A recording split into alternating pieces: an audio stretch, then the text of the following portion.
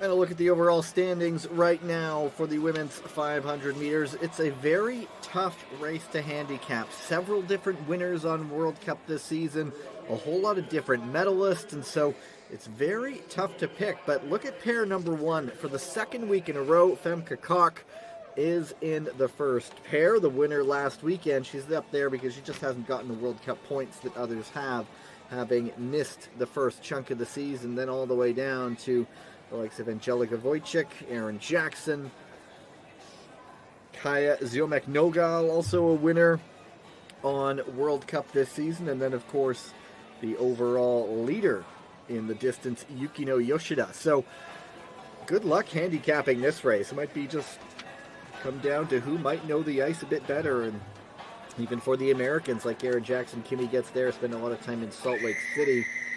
Might be tough for them to get used to it. Sea level ice, but it is, from all we've seen so far, very fast sea level ice. A whole lot of personal bests have fallen. Track records have been falling fast and furious, and there's no reason to figure that won't happen again today.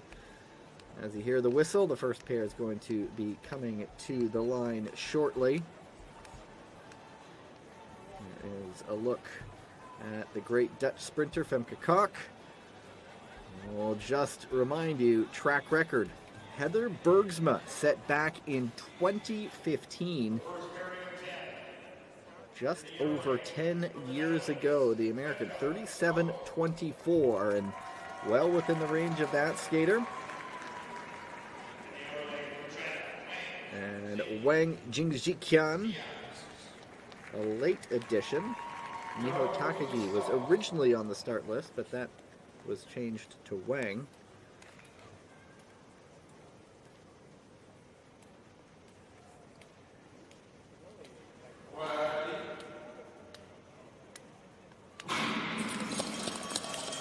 Wang does have a win from the B division That was from the Beijing World Cup stop at the end of last year. First time split, of course, at 100 meters. Very even between the two, 10-5, 10-5-2. But watch Femke Kok fly. Winner a week ago, out from pair number 1. Just made a return at the Dutch Sprint Championships, but really made a full return at the European Sprint Championships. She is going to lead this pair by a wide margin. Let's see if she can start with a track record, 37:11. Yes, she does. Lap 26.61. First race of the day, and we have a lap record, 37:11 for Femke Kok of the Netherlands. How's about that to start the day?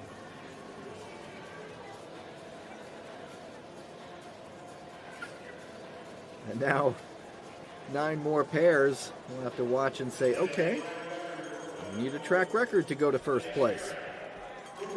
And the second pair has Kako Yamane of Japan and Sophie Varmuth, promising German youngster, the 22-year-old from Erfurt.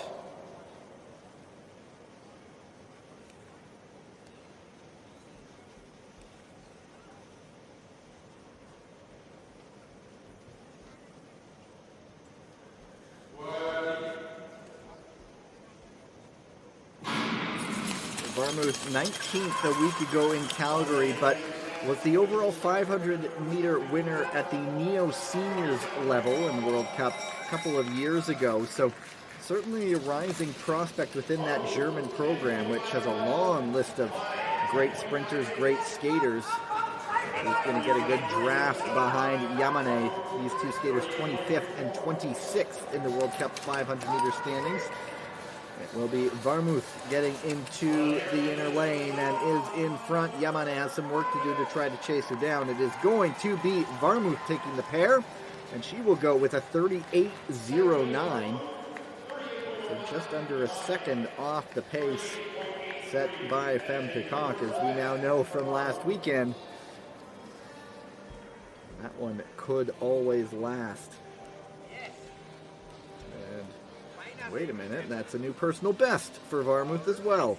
So 38.34, she's dropped it down to 38.09. That personal best had been in place since December of 2021, and so nice time to get a new PB for Sophie Varmuth of Germany. Last personal best was set in Calgary. Pair number 3, Serena Perguer of Italy, from Trento in northern Italy. And Julie Nistad Samsonsen of Norway, the Norwegian sprint champion.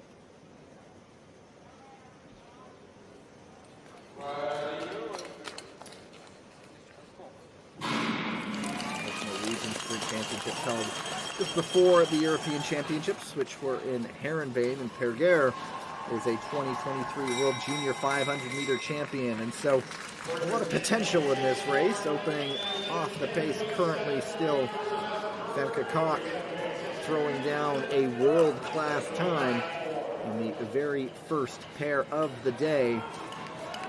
Samsonsen tucking onto the inner lane. It is still Perguer out in front. She will take this pair, but where will she finish? Outside the time of both Femke Kok and Sophie Varmuth. Third and fourth, just over a second off. And so, just as it did last week, Femke Kok's time already surviving the first few challenges last week. It survived all the way to the very end. And her return to World Cup was marked with a victory. As a teammate challenging her in the next pair, Naomi Verkerk. And it is Karolina Bosiek, one of the cadre of strong Polish sprinters. 16th in the 1,000 yesterday. Go to the start.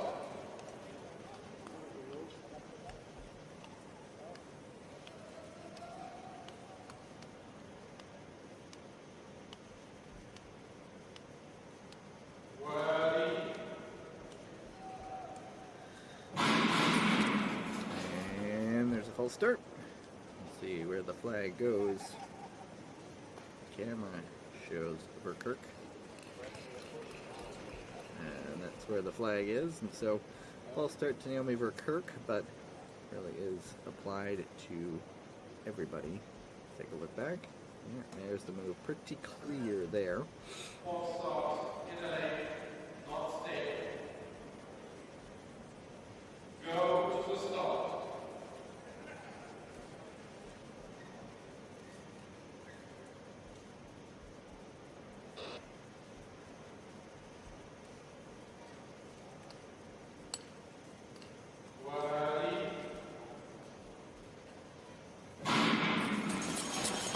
Bosiak a week ago finished 14th in the 500 meters, put up a new personal best, and that would have been 37.86.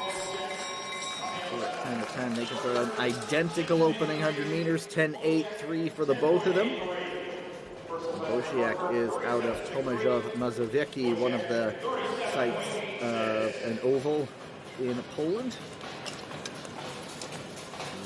Frequent host on the World Cup circuit, but it is Verkerk out in front right now. Bosiak trying to close. It is still Verkerk.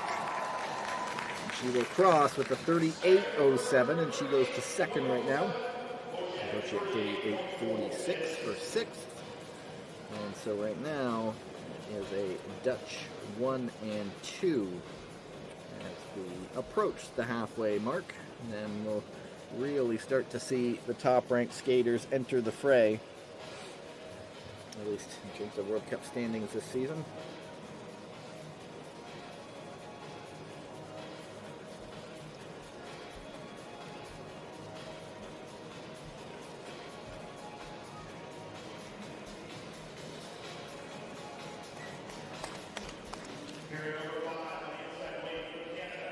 It is Canadian look of the day, Carolina Hiller, regular member of the Canadian team sprint side, and Vanessa Herzog,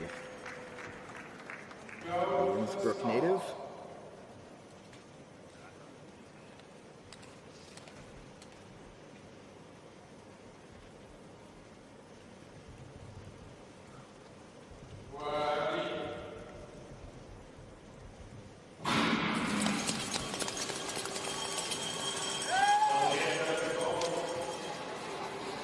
Herzog, you know some of the results that she's able to throw down. Each week we're sort of wondering, is this going to be the week that it comes back together? She has dealt with a back injury over the last several years. It's obviously something, a heavy load to deal with in a sport like speed skating, but we do know the talent of the great Vanessa Herzog. Plenty of World Cup victories, World Championships as well. She's leading this pair around. Femke Cox time still the one to beat. It will be Herzog winning the pair. She'll go 37.96. That will slot her up into second place right now. So that's one maybe to hang your hat on. Nod of the head, likes that one. When the only skater you're behind at this moment is one of the best sprinters in the world, certainly something to hang your hat on. And Vanessa Herzog into second, with the real seeded skaters still to come.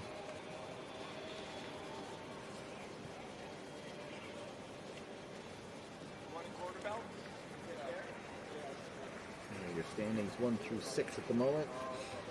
Femke Cox seems nonplussed at the moment, not really paying attention. She has another one of her teammates trying to chase her down, Jutta Leerdam. And the great American Brittany Bowe on the podium yesterday. It only took the Greek Miho Takagi to knock her off, but Bowe seemed very comfortable on American ice.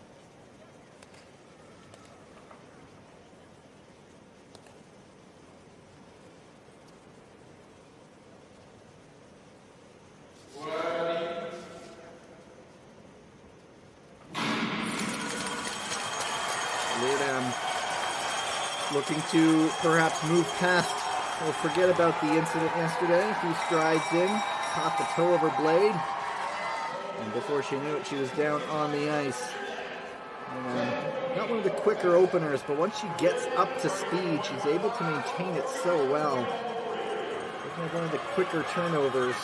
But she can, of course, fly once up to top speed. It is Bo up the inside. The American fans in Milwaukee cheering her home. It is a very close pair. Leerdam's closing. Does Bo take it? No! By just 100th of a second.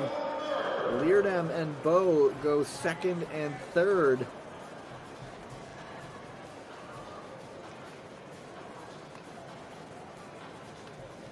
How close is that? They both know that one was a good race. And that was. Once she was up to speed, Leerdam threw down a sub-28 second lap.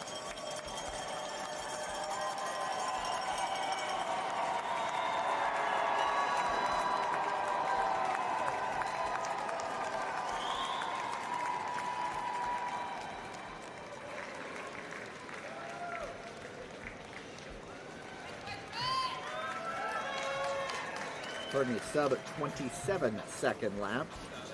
And the only other person to do that was her teammate in the first pair. So Leerdam goes to second for the moment, Bo to third. Now we're into the final few pairs.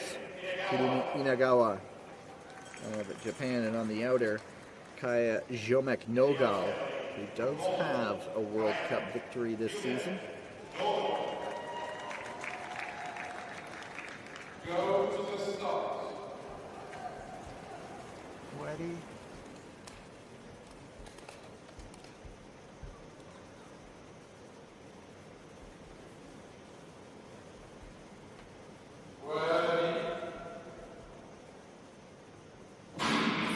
Jomek Nogal was 7th a week ago,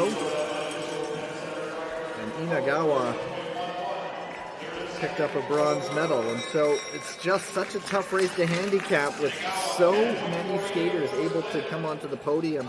Just about everyone in the final few pairs has been on the podium in the distance this season, and both of the skaters are in the green through the opening 100 meters. It is Inagawa leading the way, but Jomek Nogal does have the inner lane, and she emerges with a slight advantage, and it's just a mad dash to the line. A little bit of a slip for Jomek Nogal, and that was more than enough. Inagawa jumps up into second.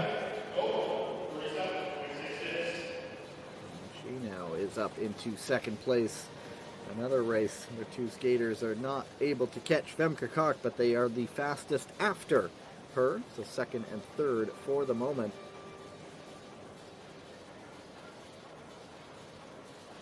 See what might have happened. Jomek Nogal was in the lead there. There's a bit of a stumble within the last few strides, and she saw the lead slip away from her.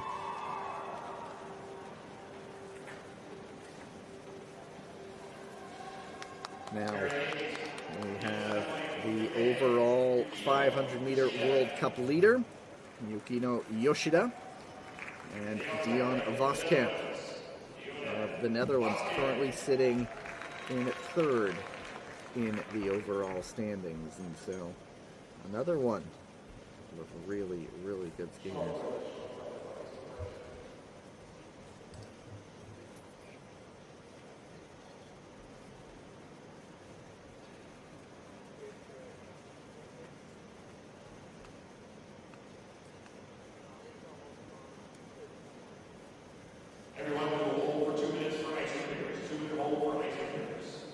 Looks like they have spotted something in the ice that needs fixing, and you might have heard that announcement. So just looking at Voskamp, he has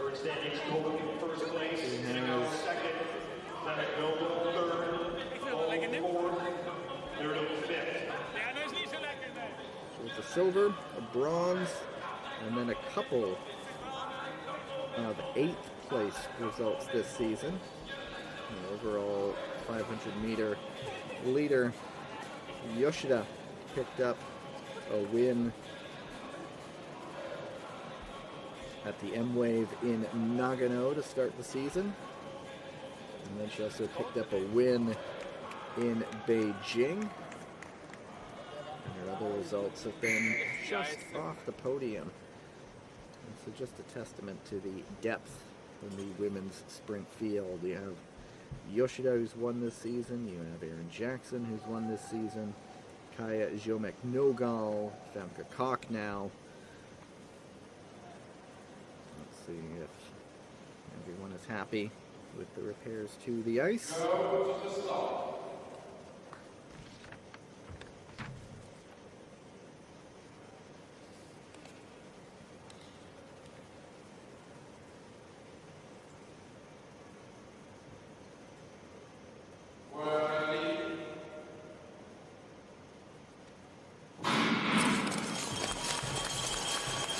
Anyway now.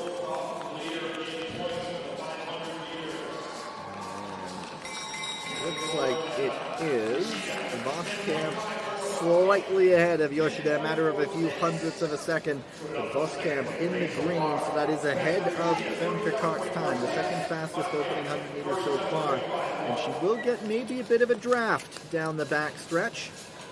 The time to beat still Femke Koch right now. And these two are going to try to make it close. They need a track record to take the lead. Not going to do it. Voskamp 37.71 for fourth. Yoshida 37.84 for seventh. And so it could be maybe a shake-up in the overall standings when this is all said and done. Seventh won't mean big points. It's not disastrous for her by any stretch, but Voskamp was about 0.2 of a second off her own personal best.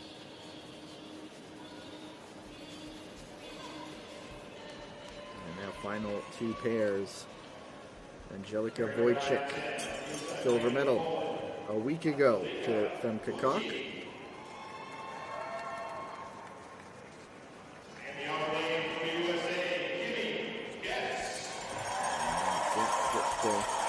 Nice home welcome. Ninth a weekend ago in Calgary. Currently fifth in the 500-meter World Cup standings.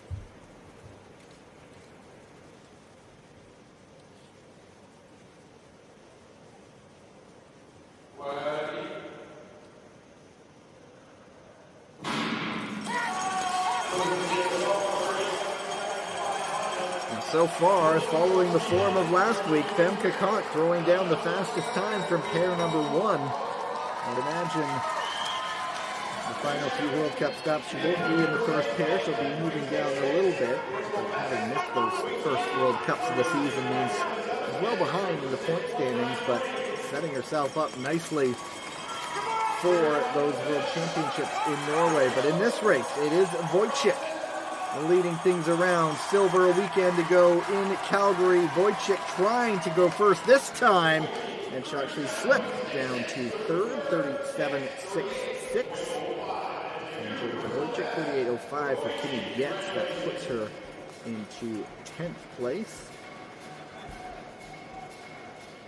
So still, it is almost identical to a week ago. And the time to beat thrown down in pair number one, and nobody was able to match it.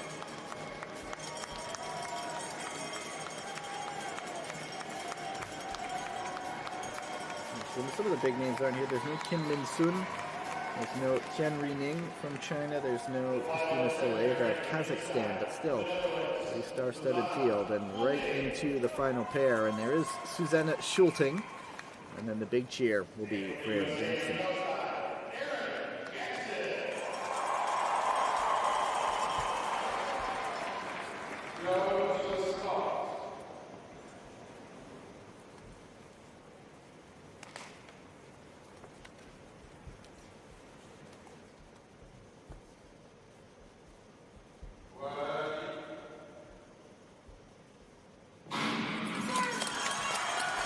Jackson just has the one win on World Cup this season. That came back in the second 500 meters from the M-Wave in Nagano, so hasn't been able to get back atop the podium. They're these skaters with the fastest of the openings, but Jackson may be going to get a pretty good draft as she tucks into the inner lane. She needs a track record in order to come off in first place at the end of this one. Jackson is rounding the turn in the lead. She is going to take the pair. Where will she finish, or will Femke Koch do it again? She does. Jackson gets close, but not close enough. 2800s, 37.39, and so a track record in pair number one. Back-to-back wins for Femke Koch. Back-to-back wins from the first pair of the afternoon.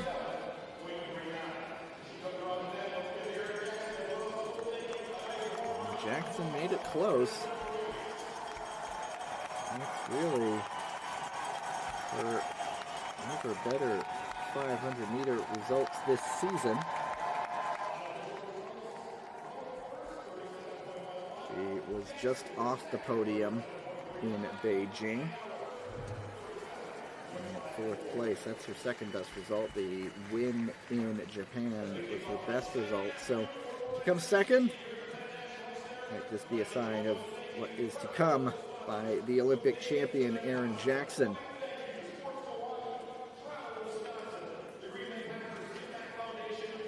But there is your winner again.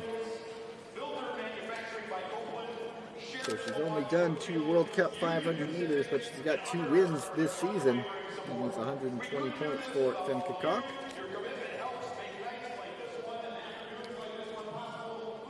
Confirmation, track record.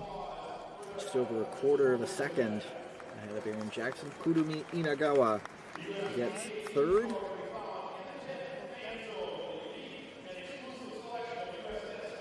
That is third for the second week in a row as well for Inagawa. And then a couple of the Polish skaters.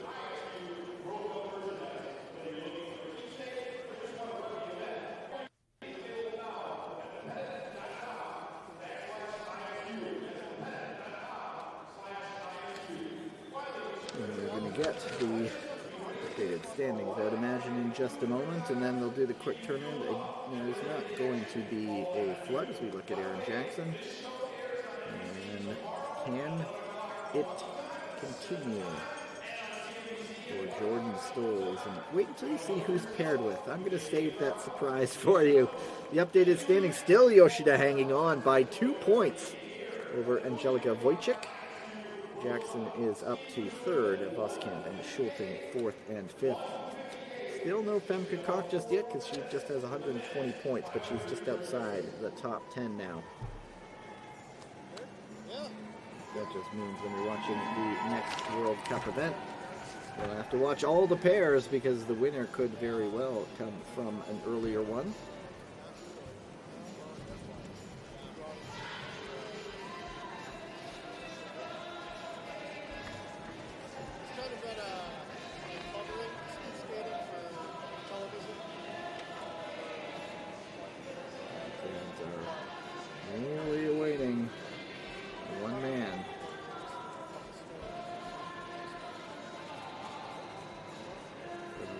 Season will resume in Tomaszów Mazowiecki near the end of this month, and then wrapping things off in the weekend that sort of straddles February and March in Heerenveen, and then the World Championships in Hamar. But we're watching things here, and we've seen Femke Koch go back-to-back in the women's 500 meters, and the home crowd are awaiting the men's 500 meters, and one man in particular.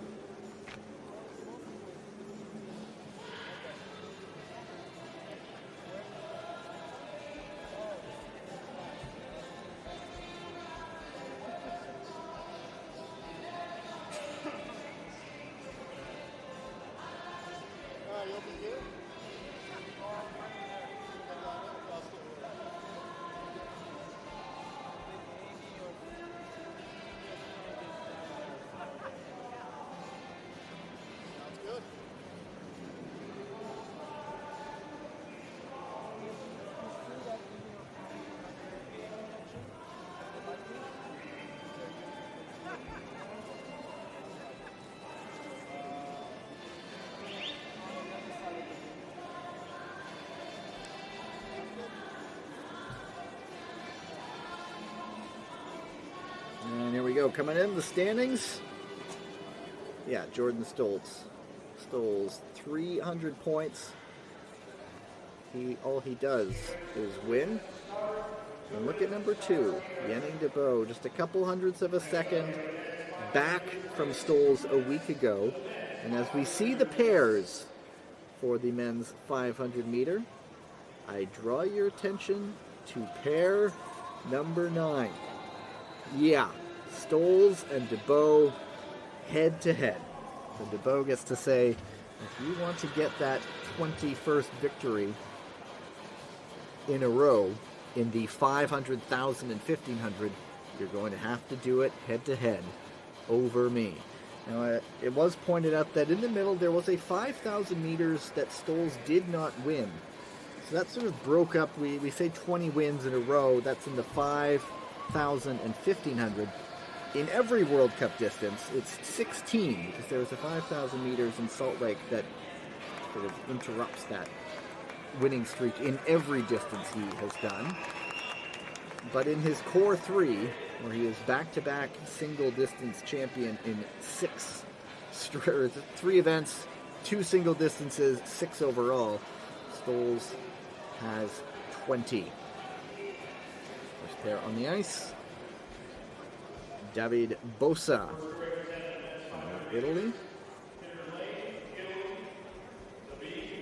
Always keeping an eye on those glasses. He brings them down to his face at the very last second. And Christopher Fiola of Canada, perhaps adopting a similar technique, the former short tracker.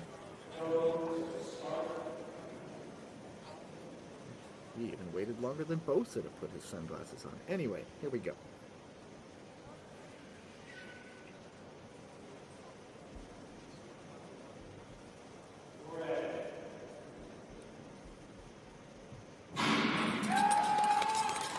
Bosa and Fiola ranked 28th and 29th in the 500-meter World Cup distance, respectively. Fiola, out of Montreal, now lives and trains in Quebec City, which is where there was a World Cup event last season. So a lot of that shift happens. Not everybody's going to be living and training in Calgary anymore, and it is Fiola rounding the turn out in front. His personal best is 34.44. He is not going to beat that today, but he sets the fastest time. Just 0.03 of a second ahead of David Bosa. 35.06 and 35.09. So you can count down the pairs if you like. 8 pairs to go until we see the battle at the summit. Good race for Fiola. Started as a short tracker, also inline, before jumping over to the long track. Yeah, it was a very close race in the end. Bosa really making it close. Second pair, another Canadian, Anders Johnson.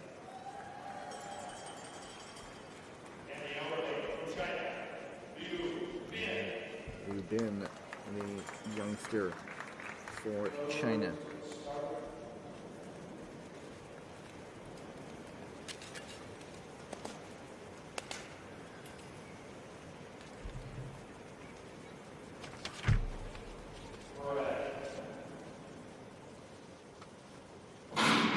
So the 18-year-old, as you can imagine, jumping up and down between the B and A divisions this season.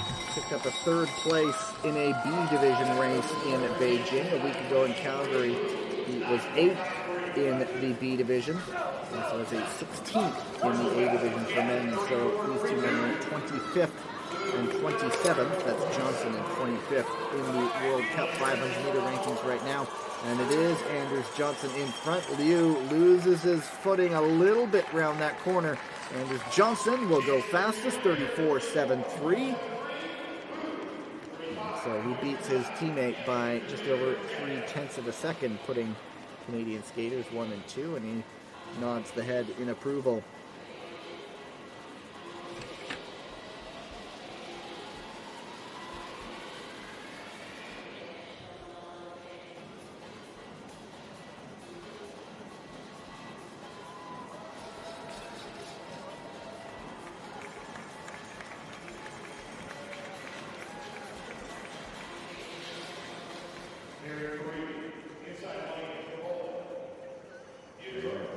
Piotr Michalski of Poland, veteran out of Sanok, and Yan Ziwen of China.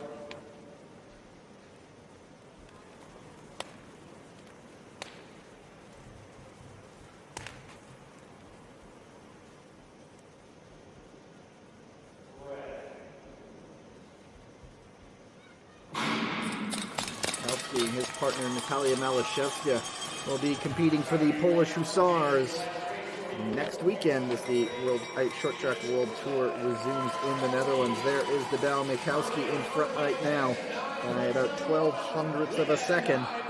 Leon does have a B second place from a World Cup stop in Beijing. Another one of those skaters who bounces up and down a little bit.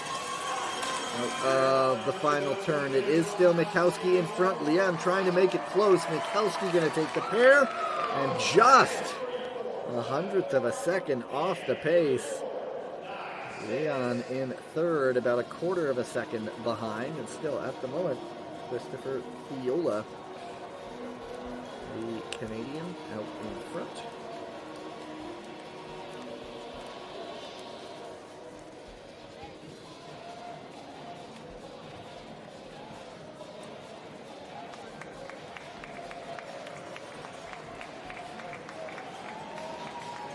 Of a second. You just have to wonder where I might have found that 1/100th of a second. Where did I miss it?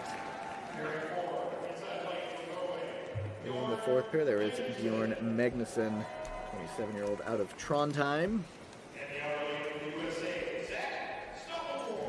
Zach Stoppelmoor, who had the honor of finishing off the U.S. team sprint world record a week ago in Calgary.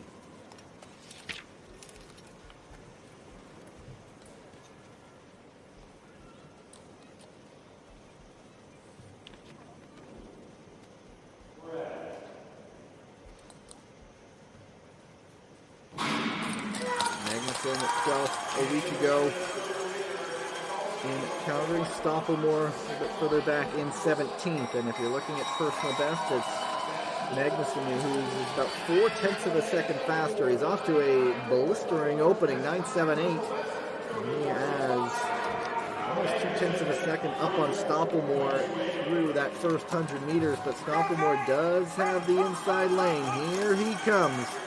Up the inside, it is Bjorn Magnusson still out in front, but it is side by side. Magnusson, I think, just hanging on, and he goes fastest, 34.66 and 34.80. And Magnusson likes that one. Not his personal best, but certainly happy with that one. Gets a high five from Coach Jeremy Weatherspoon.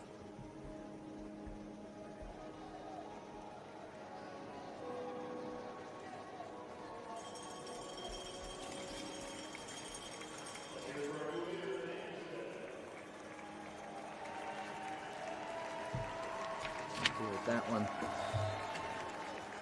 into pair number 5 as Wataru Morishige, and he is up against Sebastian Denitz. This is a battle of 12th and 13th in the 500 meter World Cup standings.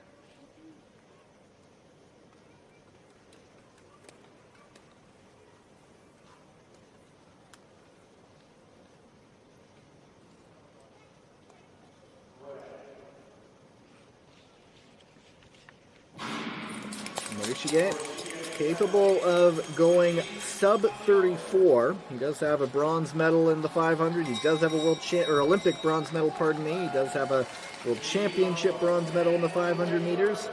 So that we do know what this man is capable of. He is 24 years old. He's on Hokkaido near that Obihito Oval in northern Japan. But it is Deniz right now just out in front by a slim margin. Not able to close it. It is Deniz taking the pair, and he goes fastest. 34.62.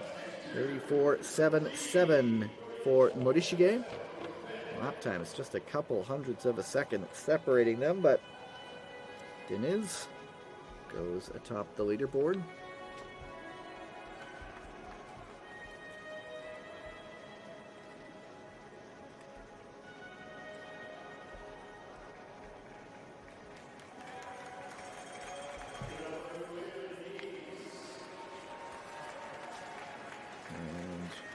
More of his teammates still to come. Brian Saperkamp in pair number 8, Yenning DeBow in pair number 9. And then, of course, here, Stefan Westenbroek, one of the youngsters ranked number 10 in the World Cup in the 500 meters, going up against Demian Zurek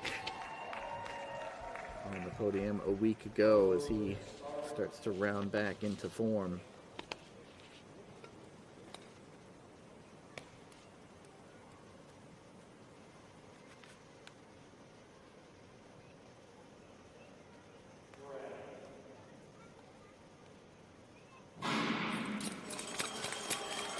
Zurek, maybe it's just the Calgary ice, but he was a bronze medalist there a week ago, bronze medalist at the World Championships last March. And it is Westenbroek off to the faster opening, second fastest opening so far.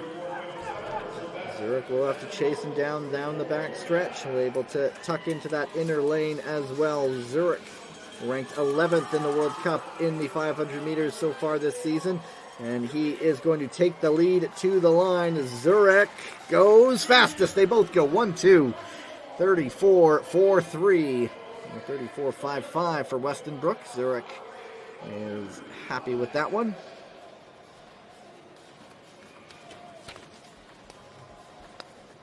So might he be right where he wants to be in his training program? Of course, everybody has their different times when they want to peak. You can't peak every race this season, so you target a few of the ones that you want to go for and make sure you're able to get a training block in and all that. But Zurek tops the leaderboard now, 34-4-7, I believe I saw it was the track record. Of course, belongs to Jordan Stolz, 34-0-7. That's Mark Kania of Poland, and Martin Leave, the Estonian skater.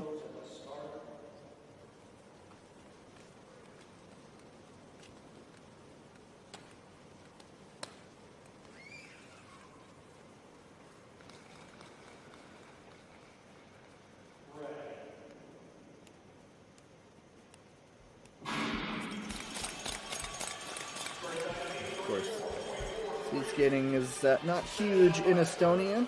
Leave is from a little town near Tallinn, the capital. Now lives and trains in Heerenveen, but it's Kania out in front by a couple hundredths of a second.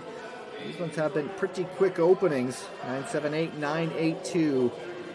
Leave ranked 9th in the 500 meter World Cup standings. Kania ranked 8th. Their personal bests very, very close. It is Kania at the moment. And he goes second, 34-5-2, 34-9-0 for Leave.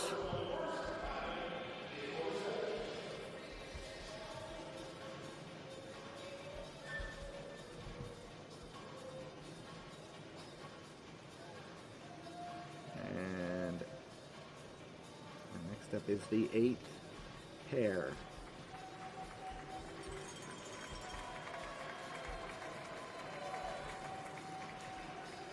We'll have one American, that one right there, Cooper McLeod, currently sitting in 3rd in the overall World Cup standings. Overall 500 meter World Cup standings. Found himself on the podium this season as Mr. McLeod and Marine Saperkamp.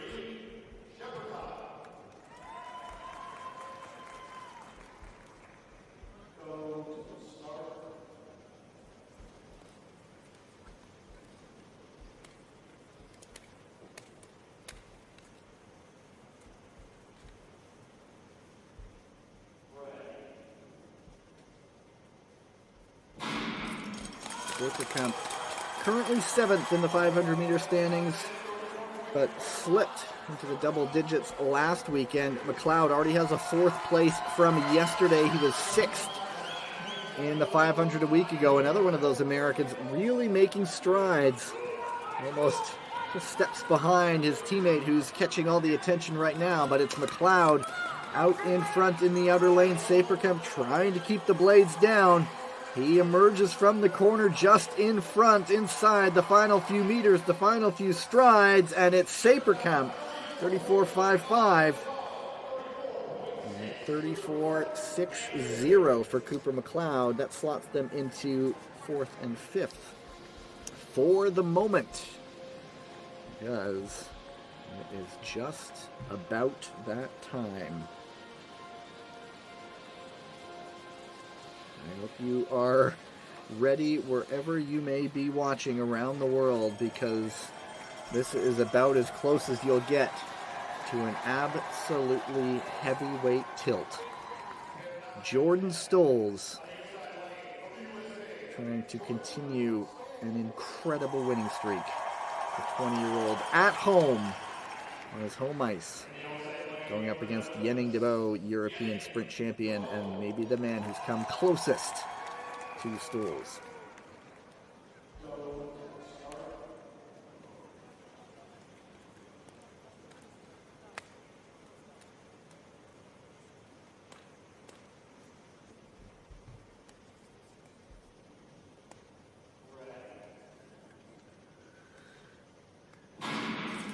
A week ago in Calgary, it was 0.02 of a second that separated these two men. If there is a race where DeBow might be odds on to beat Jordan Stolz, it is this one. Stolz just has that finishing extra lap in the 1,000 meters that Yenning DeBow can't match. But right now, Stolz with the blistering opening. DeBow has a lot of ground to make up. It is Stolz out in front. DeBow not looking like he's going to be able to catch him. Stolz is going to go to the top of the leaderboard once again. 33.91. That is a track record. He has just done it again, hasn't he?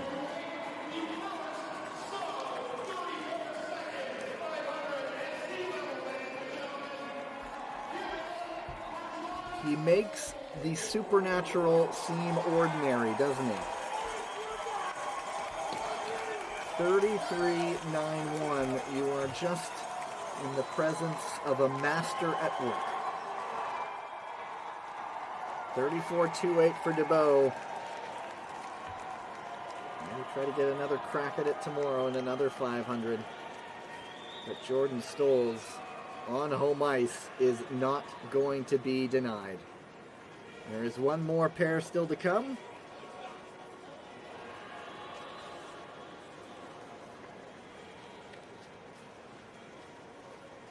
.33.91. That is 0.3 of a second off the world record. And you do feel that that is within the realm of possibility for Jordan Stolz at some point. Final pair, Tatsuya Shinama of Japan and Laurent Dubreuil, the Canadian veteran.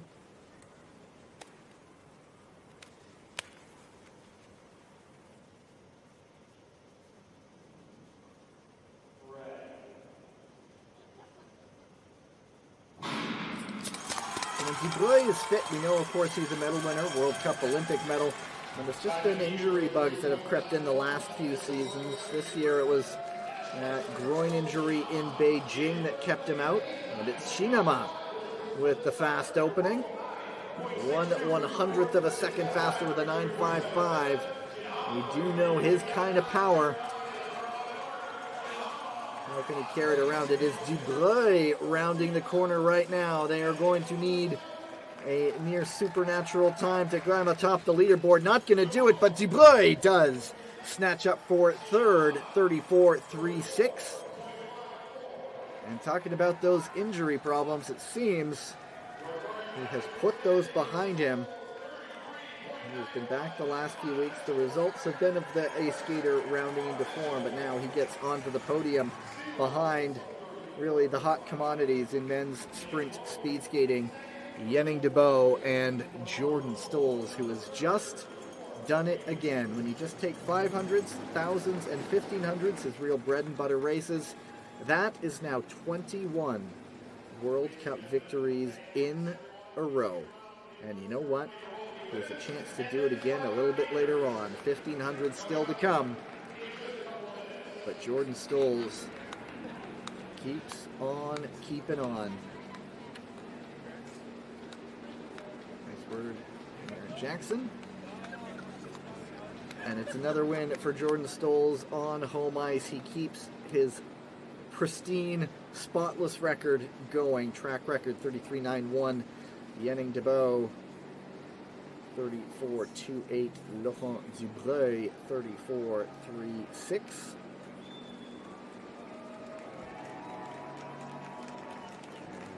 It is time for a resurfacing, and then during that break, of course, you will see them get their medals, and I believe it was Wisconsin cheese hats because, of course, they are now cheese heads. And so we head into the break. Stay with us. Lots more to come.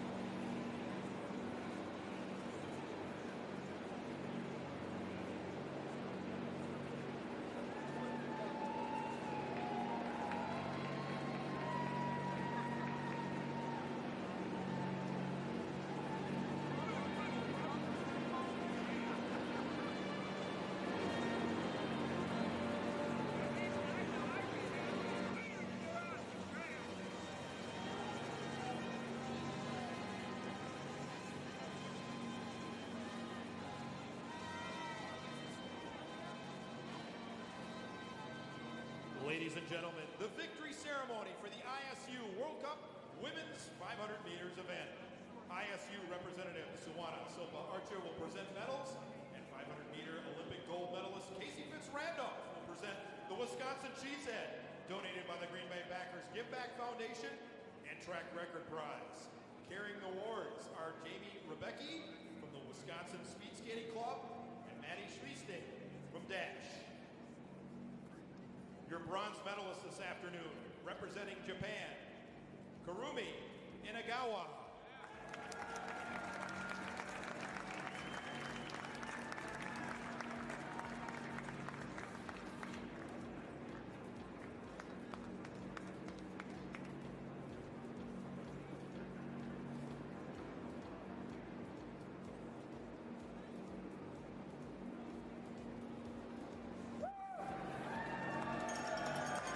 Looking good. I like it. Good job, Casey. The silver medalist, representing the USA, Aaron Jackson.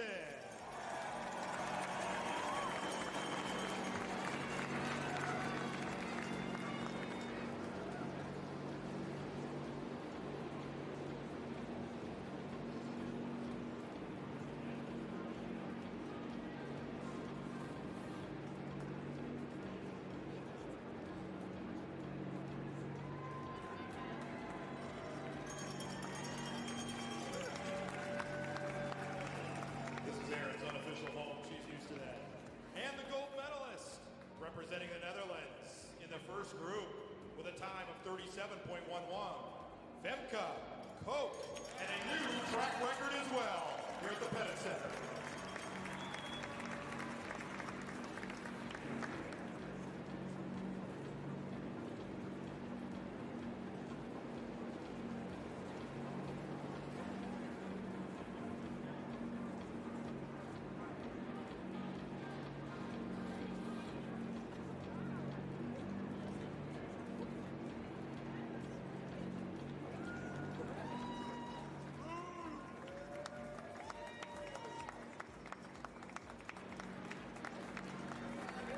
Track record certificate for Femke as well. Ladies and gentlemen, our congratulations to the ISU World Cup Women's 500 meters winners and medalists. Give them a round of applause.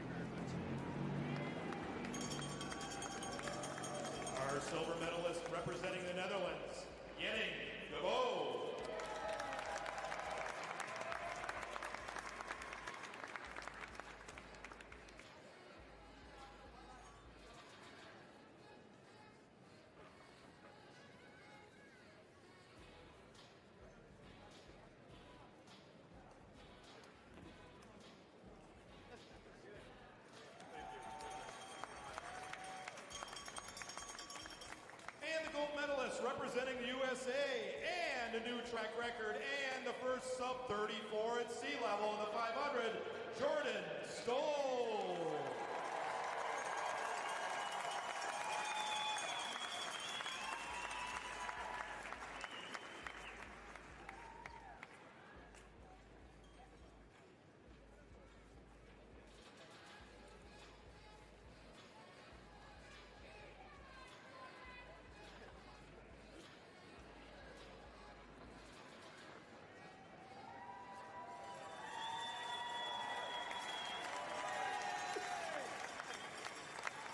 Track record certificate 33.91 for Stolz. Ladies and gentlemen, our congratulations to the ISU World Cup Men's 500 winner and medalist. Let them hear it.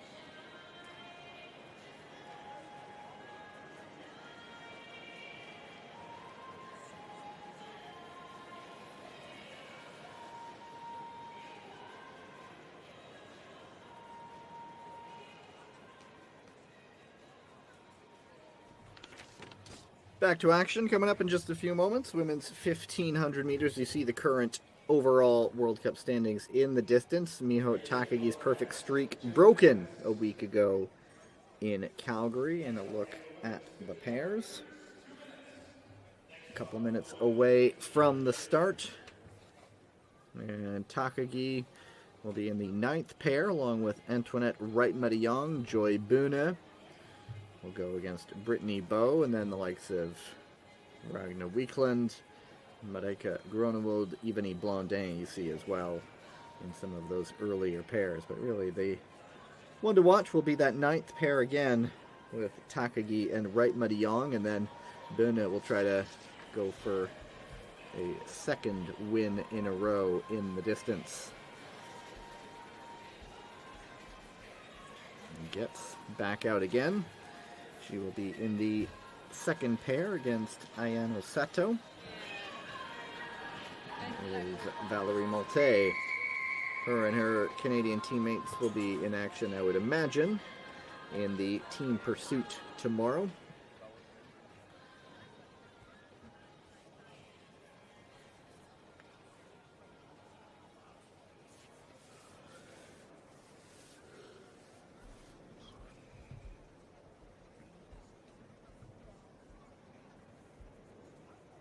And the first pair, Leah Sophie Scholz of Germany,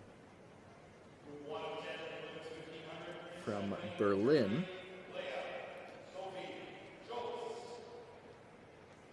Currently 27th in the World Cup distance standings. And there is Nikola Zdrahalova of Czechia.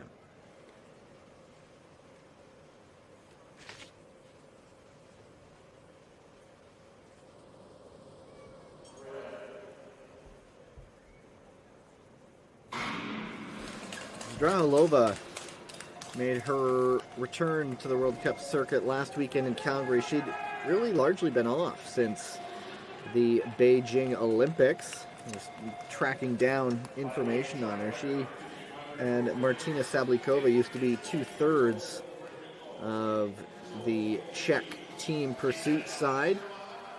It's kind of interesting. Czechia not huge on numbers. Haven't entered really a team pursuit side all that often lately. Maybe rebuilding something to get something going again. Of course, Sablikova has a distance wizard counterpart on the men's side in Metode Gilek, the young skater. But at the moment, it is Zdrahalova. Turns 30 in next year, on the Olympic year, after the Olympics, so she turns 29 in April. She's out in front right now. Her personal best is 1:53.47, so it'll be interesting to see how she compares to some of those results. Zdrahalova did win the 1,000-meter B division yesterday, and the 3,000-meter B division, so there's certainly still a lot of juice in those legs. At the bell, Zdrahalova still out in front. She will go over the top on the crossover.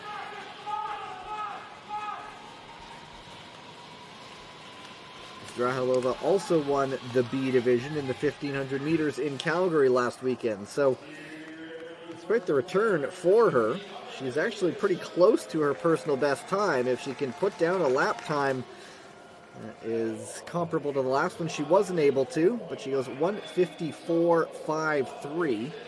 So it's the fastest time, and just a few hundredths of a second,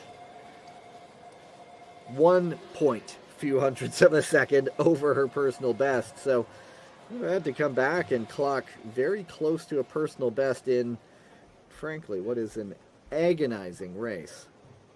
Stoles, in his win in Calgary, talked about just how painful it was. It's the event that's not quite a sprint, not quite a distance event, but it's this ungodly blend of the two. Pair number 2, Ayano Sato and Kimi Getz.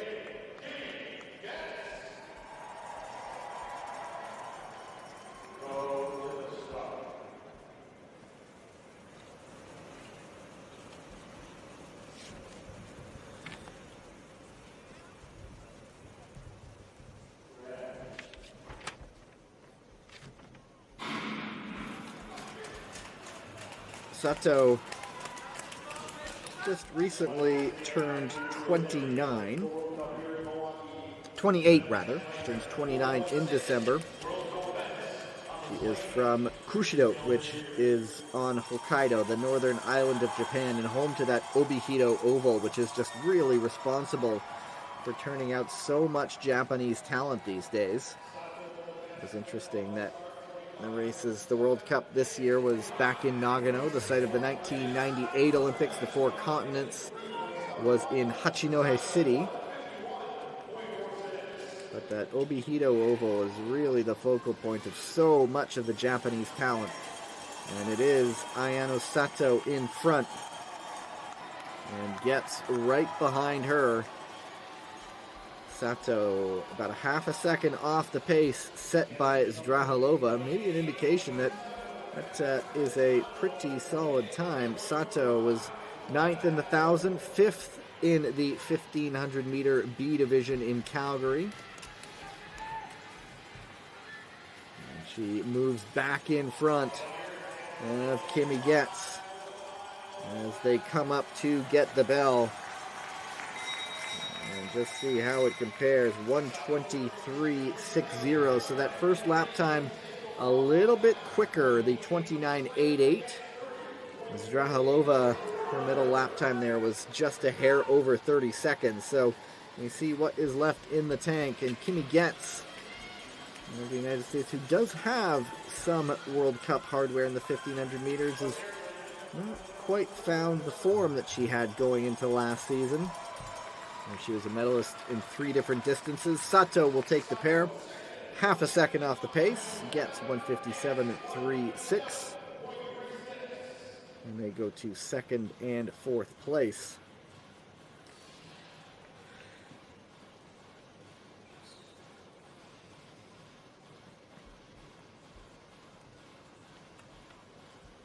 So that lap time really tailing off. Again, talking about how difficult the 1500 meters is. A lot of races you find that steady lap time and you just keep below your threshold just to be able to keep that consistent time. This one, it's just really prevent as much of a burn off, a die off in your time as possible. Momoka Horikawa up next. And Martina Sablikova, 2 women who really are more conditioned for longer distances.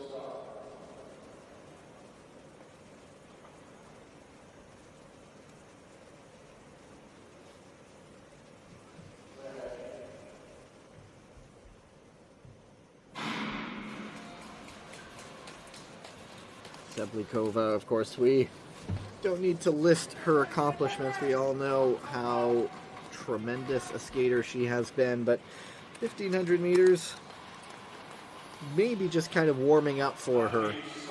She's one of those skaters who in the distance events just finds such consistency in her lap times, and she'll just be getting up to speed in the 1500, and both of them are well adrift right now. Horikawa is the 3,000 meter 4 continents championship. That was back at that first international race of the season in Hachinohe City in Japan.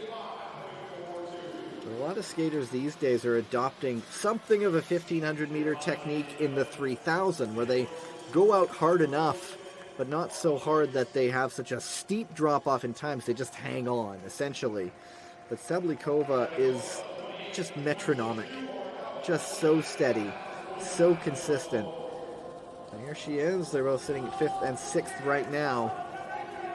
Under 29-second lap time. We saw other skaters dropping a couple seconds on their final lap, but this might be where the consistency comes into play. 1 to go. 30.04, 30.12. We see it's a lot of skaters dipping into the 31s and 32s on their lap times near the end. And the 32s very nearly 33s, and Sablikova leading things around. Seeing if her consistency pays off. Sablikova goes third, a 30.94. 1:55.90. Horikawa 1:56.83. Third and fifth for the moment.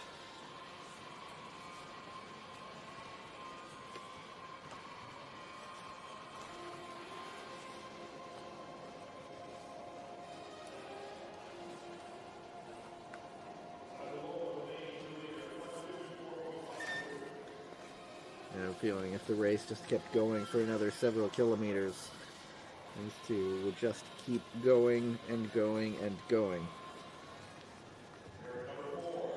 Next pair, Greta Myers. What a story for her. Minnesota native, not too far from Wisconsin. And then Melissa Wijfia of the Netherlands.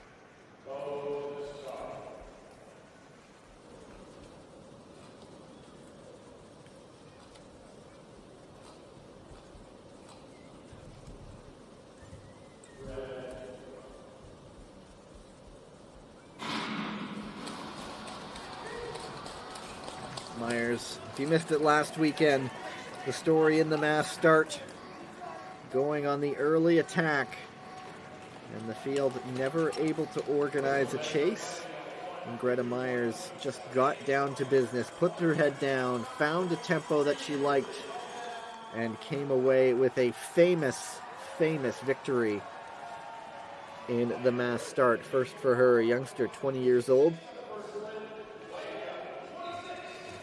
up against Wifia, who's from a little town just southwest of Amsterdam, sort of in between Amsterdam and Rotterdam. She is 29 years old, 30 in the summer, married to, partner to Marcel Bosker, another Dutch skater. And it's Myers out in front, about a half a second off the pace. As a 20-year-old, her individual distances, there's still some room to grow. She was third in the B division in the 1,000 yesterday, sixth in the 3,000 B division. The Myers picked up an 11th place in the 1,500 in Calgary. So lots of room to grow for the young skater. As we've learned, an increasingly dangerous threat in the mass start, and she is just a 100th of a second off the lead right now. Greta Myers threatening to become the new leader, currently held by Nikola Zdrahalova, who was from the first pair at the beginning. And this is just when the pain absolutely settles in. The lactic almost takes over, drops the arms, trying to turn it over all the way to the line, and Myers fades in the end. It was 155.58. Wifia made it close. 155.75. And Myers was not too far off a personal best skate. Personal best was 155.32, so about a quarter of a second back from her personal best. Many more skates to come by that skater.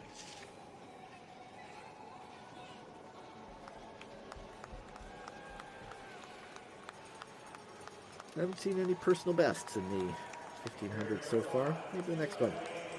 Yang Binyu of China and Isabelle Van Elst of Belgium.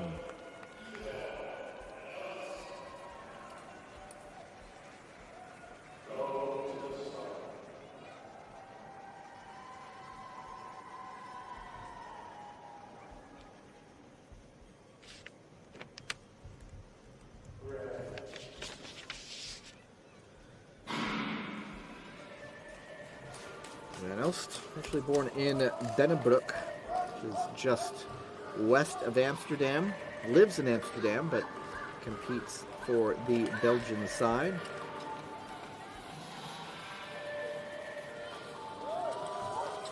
Studies history at the University of Amsterdam. Her mother is from Belgium. That's how she's got that Belgian citizenship. The two skaters, Yang is ranked 12th in the 1,500 meter standings. Van Elst is 14th. Very even pair so far. Their personal best times are separate by a couple tenths of a second, so it's a very even pair. Van Elst at the moment in the lead. Yang was 16th. Last time they did this on World Cup. It was a week ago in Calgary. Both of the skaters in the 28-second lap times. But off the pace right now. That time by Zdrahalova. Impressing more and more as we get closer to the really seeded skaters.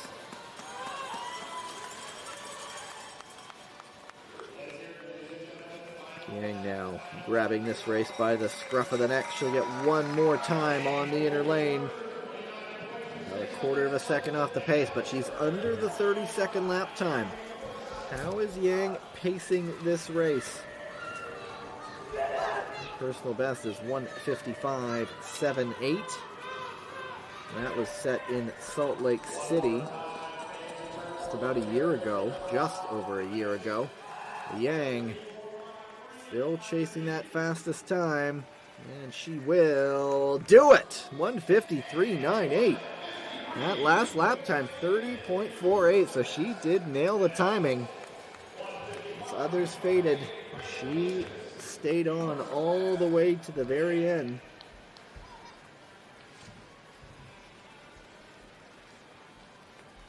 And that is our new first personal best of the afternoon. And she just absolutely walloped it by nearly 2 seconds. Previously 1:55.78, and she dropped it to 1:53.98. So 1.8 seconds. The new time to beat.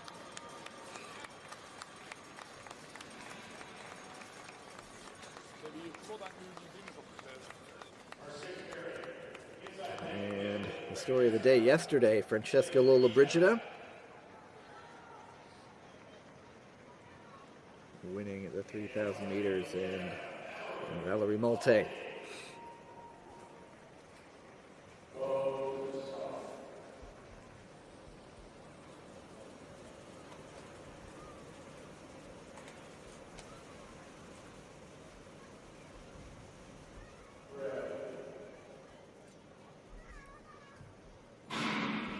Sort of scrolling back on Lollobrigida's results.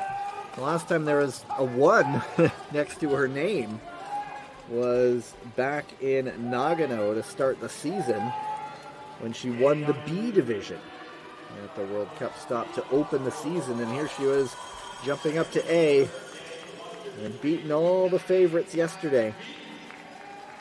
And in the early going, very even open. 5th and 7th quickest respectively. But so much changes in those 1500s. They're both in the green ahead of the fastest skater at the end right now. That would be Yang Bin Yu, but Yang did not have anywhere near the fastest opening. And through 700 meters, just almost bang on between the two. 53.75 for Lollobrigida. Lap time just over 28 seconds. She gets a good little bit of a draft on Malte. Works in a lot of sport where the person in front of you is just breaking the air and you kind of get a little bit of a toe, just sucked along a little bit. And it saves a good chunk of energy, and Lollobrigida has plenty of time to work with. 29.14 the lap time. Up by 0.6 of a second. Malte, who I imagine will be back in mass starts and team pursuits to come. It is Lollobrigida. The white and pink skates. Instantly recognizable as they flash by, and she's in the Azzurri kit, and she is driving to the line and goes 1:52.93 by over a second. 30.04 lap time. Loving that one. She is about 0.7 of a second off her own personal best, but she is really just thrown down. And you know what? Hey, that is a track record. 1:52.93, beating Brittany Bowes' mark of 1:53.50, and that track record lasted more than 10 years. January 10th of 2015, Brittany Bowes set that mark, and if anyone in the final 4 pairs wants to top Lollobrigida, well, they need to set a track record. So Francesca Lollobrigida finding the form this weekend in Milwaukee. Pair number 7 is Marika Gronewood going up against Ragna Wiklund.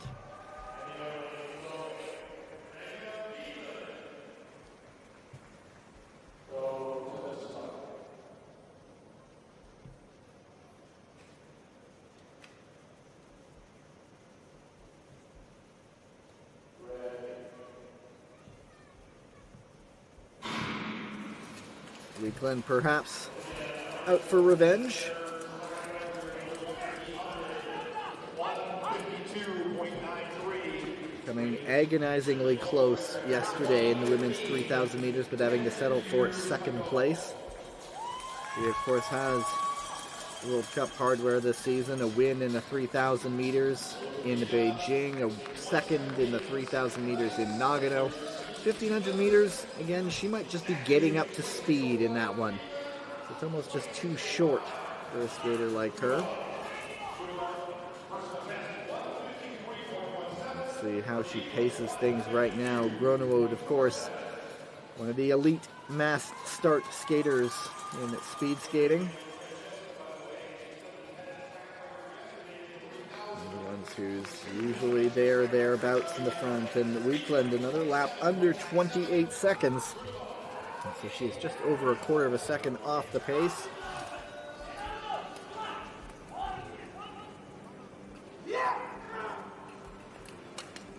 Groenewold a week ago was 20th in the 1,500 and 5th in the 3,000. And coming up to the bell, let's see what Weekland has. Half a second off the pace at 29.35. Almost identical lap time is Groenewold. And Weekland goes over the top on the crossover. Always a good feeling in any race. And you get to go over the top of your competitor. You then get to duck into the inner lane. And she will take this pair, barring any last-second catastrophe. Francesca Lollobrigida leading the way and will continue to lead the way. And so Ragnar Weekland 153.81, good enough for second place right now. Marika Groenewold's 154.75, slotting her into fifth.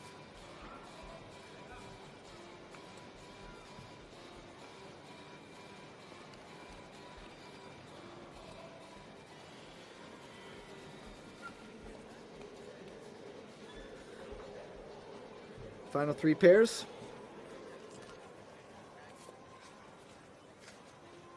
Miho Takagi in pair 9, Joy Buna in pair 10. There is Takagi right now getting into the zone as Francesca Lollobrigida. Weekend to remember. Let's see how much more memorable it will be. Yvonne Blondin, Canadian veteran, one win on World Cup this season in a 3,000 meters. And then the taste of things to come for the Dutch side. Angel Dahlman, not only on the oval, but also on the short track.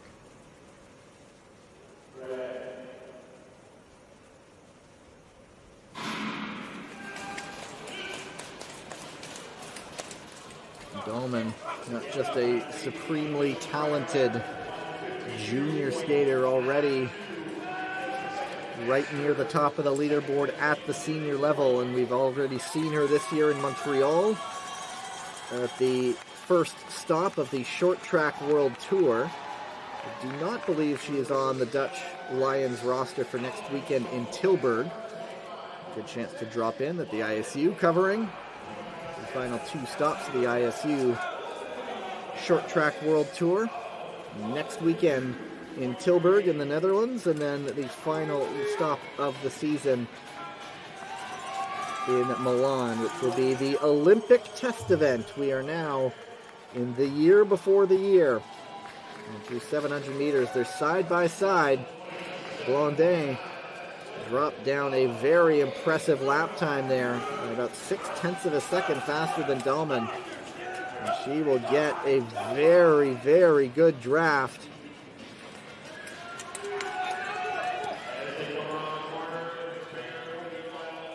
And it is Blondin now well out in front, coming to get the bell. The Canadian veteran out perhaps for a little bit of redemption with the mass start tomorrow. Looking to get back on the podium there.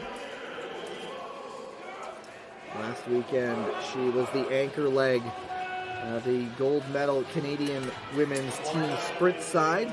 One of those skaters who always seems to be out on the ice. And there's a look at the pain, a grit of the teeth.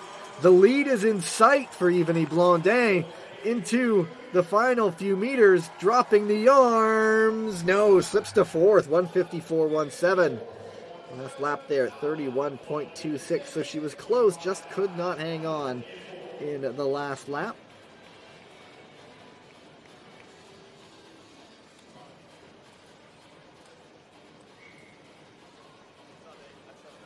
But this, I imagine, is not going to be the last we see of her.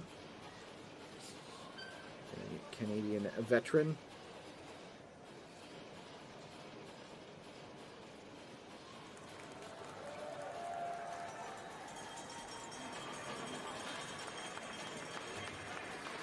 Getting on the phone. Francesca Lollobrigida just saying, hang on, 2 more pairs and I'll let you know how I did. And there is a woman to beat for sure, Miho Takagi. And then not to be outdone, 4-time defending European all-around champion, Antoinette Wright-Madiyong.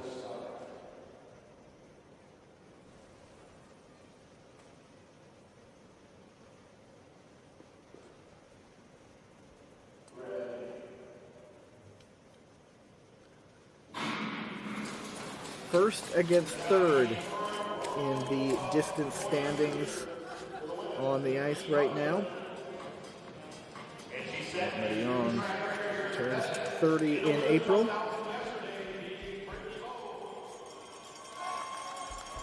So just to pay attention, that track record, 152.92 for Lollobrigida. Takagi has the world record, 149.83. That was set back in 2019. Let's just keep an eye on that. Heck of an opening. And Takagi mostly keeping both arms on the back, locked in the green by over 0.8 of a second at the first split. Wright-Madiyong hanging tough right in there. And through 700, a 28.07 lap time. Takagi still 0.8 of a second ahead. Wright-Madiyong not to be outdone, a 28.22, but Takagi is going to get, if she wants it, a very good draft, but she was already right up on Wright-Madiyong. Did not want to risk going right into the back of her, and since she is going faster, breaks the draft, breaks that slipstream, and tucks into the inner lane, and Takagi just smooth, effortless, legs turning over. 29.05, 121.97, 0.9 of a second for her to work with.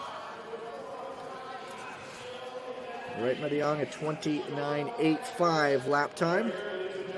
And Takagi will finish on the outer. Is she headed atop the leaderboard once again with 1 pair still to come? Miho Takagi had a lot of time to work with. And she will just hang on in the end. 152.82, a 30.85 lap time. I sort of saw her coming apart at the end a little bit. Wasn't able to keep that form, but just hangs on. And so that means, yes, that's a track record. It has been broken twice today.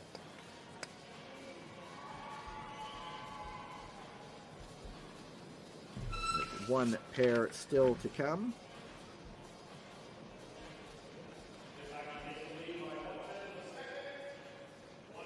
So, Francesca Lollobrigida. There's the reaction. Got to be feeling pretty good now, though, that she finishes a 1/10 of a second behind one of the all-time greats. Air skater puts in an incredible winning record. Hers was beaten a week ago by the woman in orange in this pair, Brittany Bowe. The great American up first on the inner lane.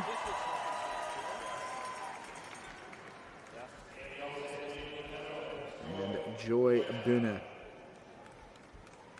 It will be a lot of fun.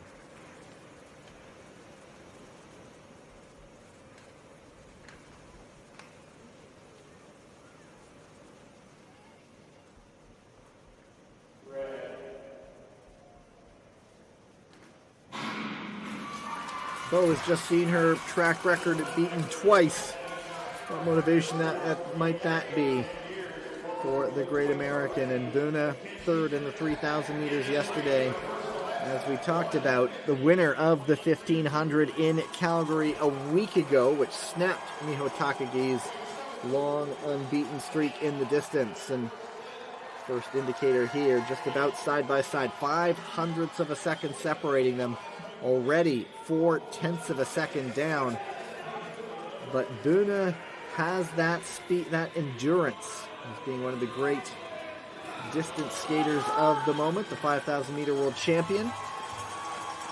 Since she can combine that distance and speed, this is going to shape up potentially an interesting finish. With 2 to go. Now Buna in the green. 27.46 lap time. 27.81 for Bo, who is hanging in there. But this might be where Buna just shifts. Off she goes. In the green after 700 meters. Buna trying to match it through 1100. Takagi faded late. Buna, it is a narrow margin. 0.13 of a second, a 29.08 lap time. This crossover, could it get complicated? Nope, everybody through just fine. Buna over the top. It is a tiny difference at the moment. Takagi's final lap time was a 30.8.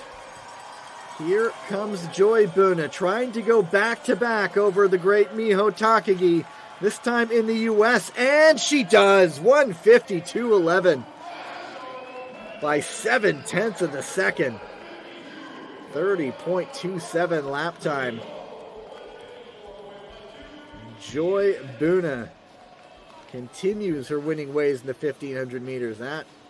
She is pumped up for that one. The runner-up at the European All-Around Championships comes over to North America after that event and goes back-to-back in the women's 1,500 meters on World Cup.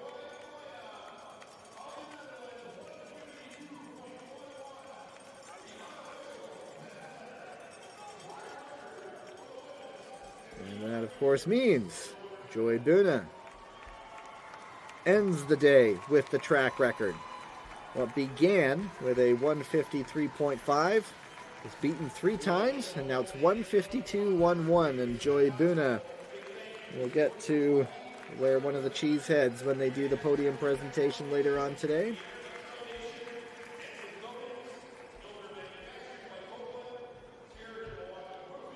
And Takagi will finish second.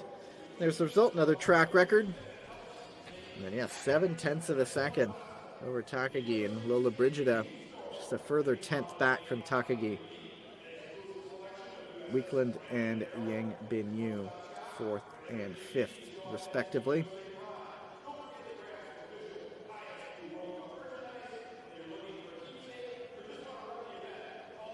So tiny pause. I don't think they're resurfacing.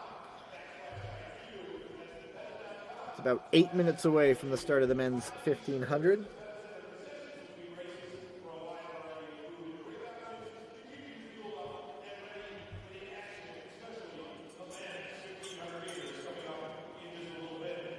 We'll see how that closes up the overall distance standings.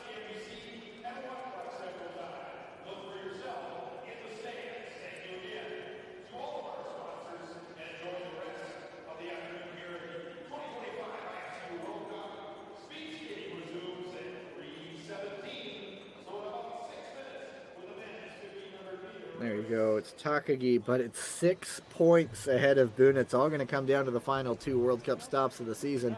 Brett Young 3rd in the standings. Bo and Dalman 4th and 5th. So about 7 minutes away from the men's 1,500 meters. Just going to have a quick pause and back with you shortly.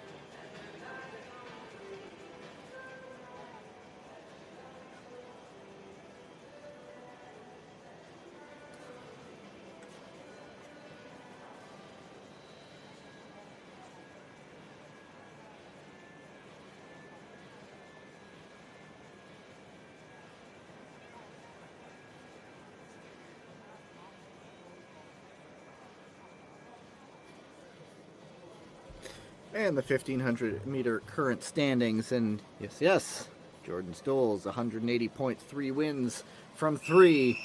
The winning streak in his preferred distances now stands at 21. As a look at the first 5 pairs, Stolz is in pair 9 with Kjeldnaus.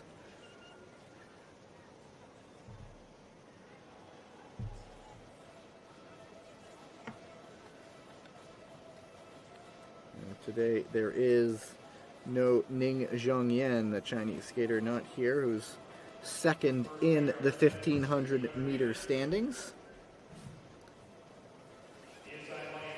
So the closest challenger to Stolz is Sander Eitrem, who's in pair number 8. He's currently third in the standings, but we'll look at Liu Hanbin and Hendrik Dombeck of Germany.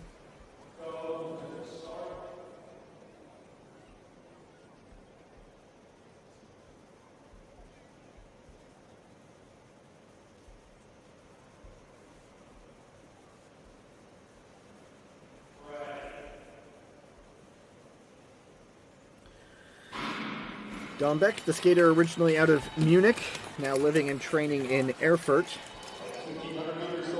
He put up a pretty respectable 6th place in the 1,000 meters yesterday. A week ago in Calgary, he did come out on top in the B division, and so the 27-year-old up with the top of the top right now, and he has the opening about 0.3 of a second.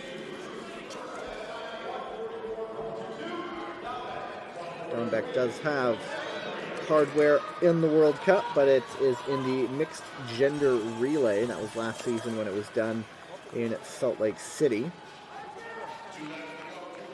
And it is Dombeck through 700 meters with a 25.81. Liu just a couple hundredths of a second off that time.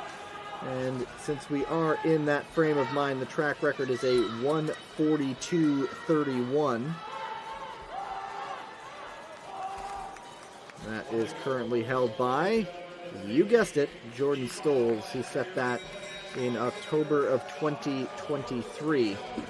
That was about the time where he began his assault on the record books around the world, and it shows no sign of abating.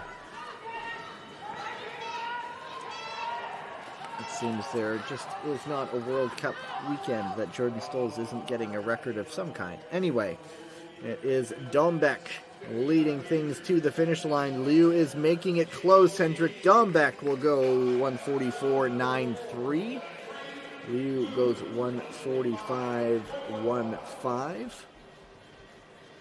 We've had a lot of track records, as I mentioned, this weekend in Milwaukee, but once we get to the ones that are already currently held by Jordan Stolz, I think those ones are going to be tougher to beat.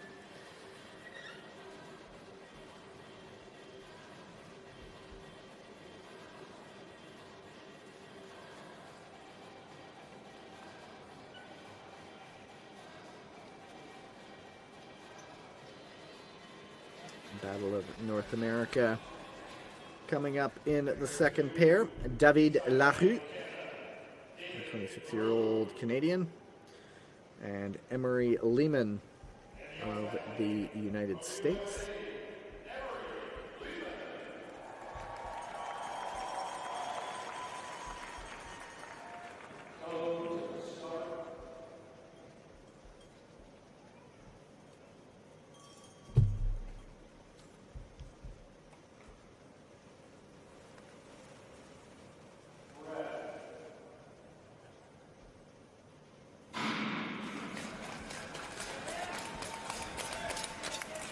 Lehman, originally hockey player out of Oak Park, Illinois, which isn't terribly far from Wisconsin, so you would imagine that some family made the trip. Larue, 26-year-old from Montreal, now living in Quebec City, which I talked about it earlier, that indoor oval now is located. And It is a new indoor facility. The Calgary Oval is getting a little long in the tooth. It was supposed to last 25 years. It's approaching 40, and there's a battle to really save that facility. But the Quebec one is turning into something of another home for Canadian speed skating. Larue still in the green, currently ranked 20th on the World Cup in the distance. He had an injury that forced him to miss the 2022 Olympics. He sort of refocused on his studies in that time, and now the 26-year-old maybe last one final kick at the can here to try to get to Cortina. 1:16.18. He is lapping just over 27 seconds. Larue has almost 4/10 of a second to work with. And he will go into the outer lane. His personal best, 1:44.37. Not sure he'll challenge that time today. Lehman closing right up. He's going to challenge for the pair. Lehman going to not give up, and he jumps just short. Good battle back from Emery Lehman. 1:45.24 for David Larue. It's fast enough for third place, so he faded in the end. Lehman a 28.20 final lap to get right back into contention. And is that Munsa Fuwardi, Canadian Olympian sprinter, now in the coaching ranks in the Canadian program.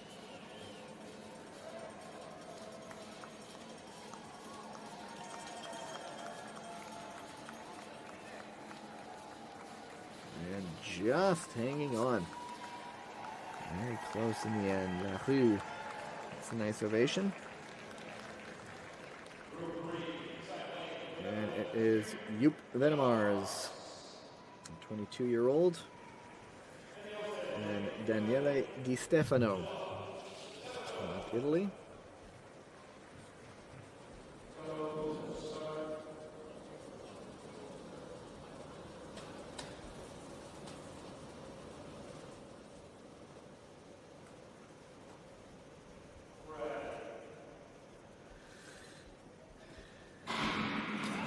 Venemars, of course, of great speed skating stock. Urban, his father, one of the great Dutch skaters. But Joop is crafting his own story. World Junior Champion in the 500, the 1,000, a silver in the 1,500, and a World Junior all-around champion as well. And so, lots to come, perhaps, from him. Daniele Di Stefano, the great Italian 1-2 punch in the mass start with Andrea Giovannini. I think that's where he's picked up his best international career results, but only for one of the traditional distances here today. And it's Venemars, almost a second in the green. Lots of time to work with. Fastest with 2 laps to go, but this 1,500, it saps the life out of you, and when you run out of gas, the times just fall right off a cliff. And so it's that mix of speed, but also maintaining some consistency and some endurance. And right about now, the legs are really screaming. The gap is down a little bit. He still has 3/10 of a second to work with. Di Stefano really coming into this one. Could this be Di Stefano's race? I think it is. He comes to the inner lane. It's going to be Daniele Di Stefano up the inside as Venemars just maybe went out a bit too quickly, or maybe just doesn't have the endurance right now. Daniele Di Stefano now eyeing the top of the leaderboard and goes there. 1:44.38. Look at that lap time, 28.17, a 1:46.23 for Venemars. He slips to 6th. And so a bit of a morning glory there. Went out hard quickly, just not able to hold it on. And Daniele Di Stefano says, grazie, thank you very much, on his way to the top of the leaderboard.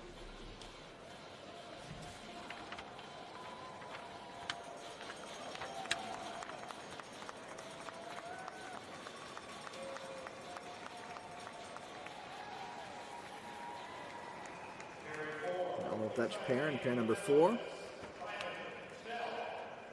Simon Snell and Wesley Dice.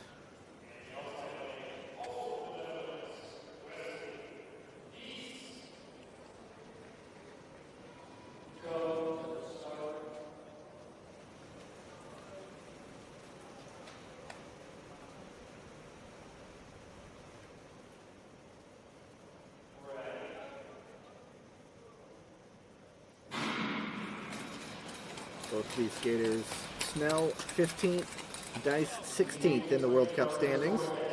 Dice does have 2 World Cup victories to his name, one of them coming in a 1500 meters.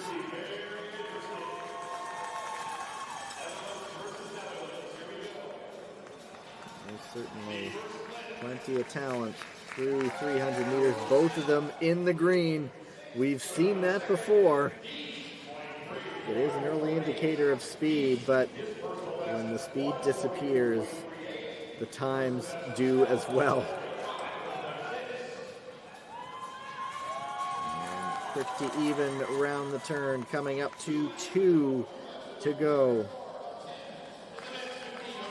It is just a matter of a few hundredths of a second right now. Timon Snell in front. He just turned 27 in December, the skater from Amsterdam. Also has competed in cycling. Of course, a lot of cross-training between cycling and speed skating. Cross-training and competing. A lot of skaters have done both. And with 1 lap to go, and this time it is Snell in front. He added about a 1/10 of a second to his lead that last lap. Both of the skaters, though, in the green. This was when Di Stefano really put it into another gear as Joop van der Mars really lost his speed into the final few meters. It is going to be Wesley Dice. He goes fastest, 1:44.14. That last lap time, the difference there took 0.6 of a second.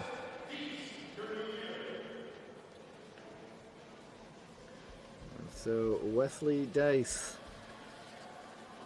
is the new leader. Timon Snell puts up a new personal best time. It was 1:45.16. His new time is 1:44.54. So reason for him to smile a little bit, perhaps.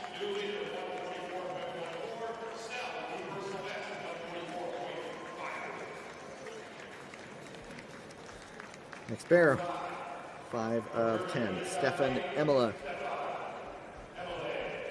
of Germany and Bart Swings of Belgium.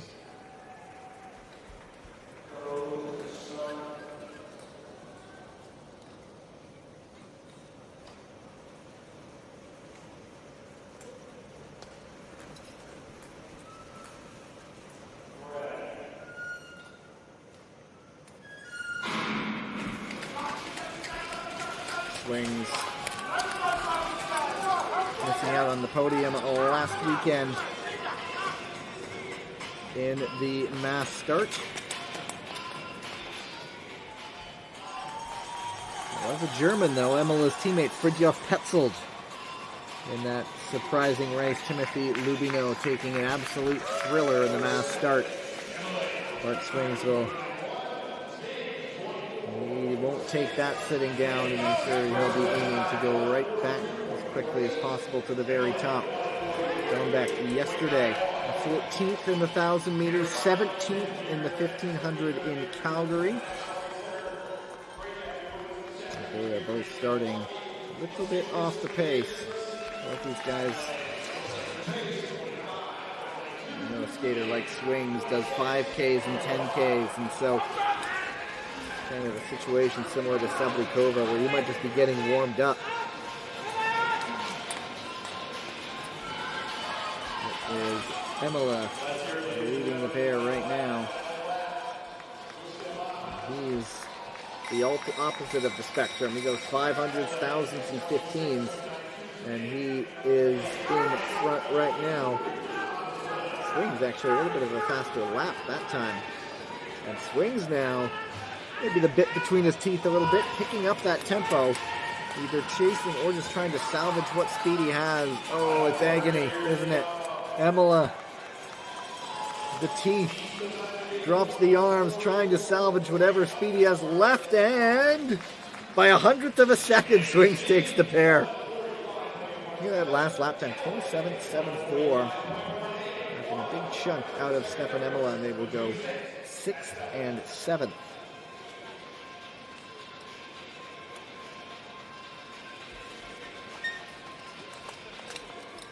Interesting dichotomy of the skaters that have more of the sprinting prowess and they go out hard, and then the long distance skater who has that endurance to try to claw it back. And Swings knew when to pick it up, and that is 100th of a second right there. Say it's a matter of what, a couple of centimeters? Fair. Connor Howe, World Cup winner in this distance. And Kazuya Yamada.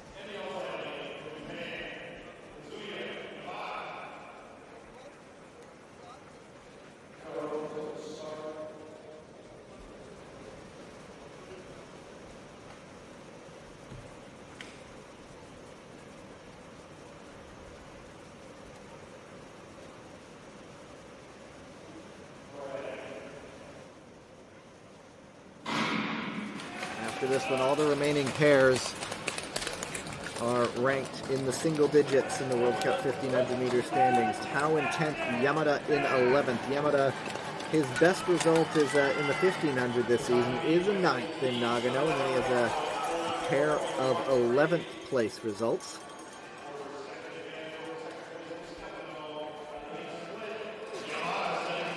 And Yamada in the green early with the third fastest opening couple hundred meters. A week ago, Howe was 8th in the 1500. Certainly has the faster personal best by about a second and a half. And for the moment, Yamada is out in front, but as we've seen, they both now dip into the red. Almost identical lap times of 25.6. Just wait to see the pacing. Difficult and oh so important. Yamada does do 500s in addition to 1000s and 1500s, and he went out quickly, and this might be where the legs start to go. Howe puts down a 26.56 lap time, almost a second faster than Yamada, and he is now in front. Couple hundredths of a second off the fastest time right now. It is Wesley Dice of the Netherlands. It's a matter of what speed can he hang on.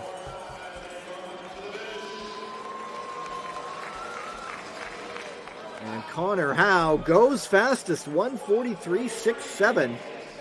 So by almost half a second, he timed his race well, 27.70. Might be reading the lips. I thought I said I like that. The last time he was on the podium in a 1500 was in Quebec City last season. That was in the back half of last season, not long before World Championships. It was a bronze medal performance. And for the moment, Connor Howe, the Canadian, throws down the gauntlet for the final four pairs to come.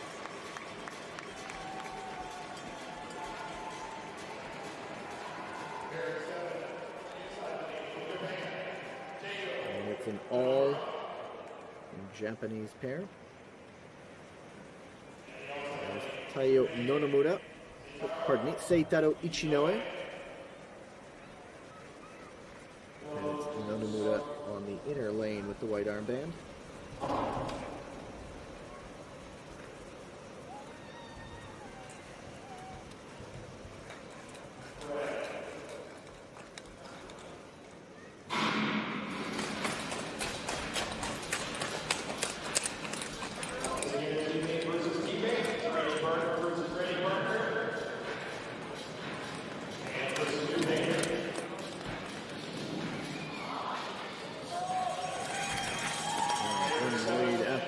First Couple 100 meters in the books.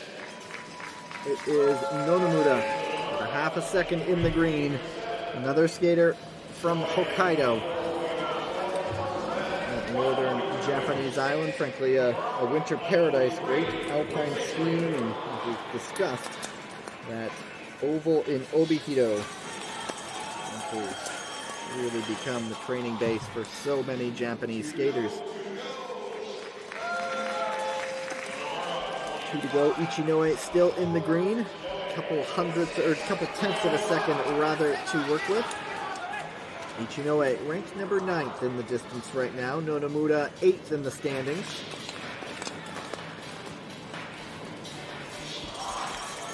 Ichinoe was 13th a week ago in Calgary in the 1500. Nonomura was 9th. And right now, it's Nonomura with the team bragging rights. That lap time is very similar. Just over a second, the gap between these two men. We'll see what the crossover might bring. Closing this thing up. Pardon me. That is Nonomura still in front, trying to go wire to wire. And Nonomura will take the pair, but go to 6th place. Ichinoe in 12th. So Connor Howe survives one challenge.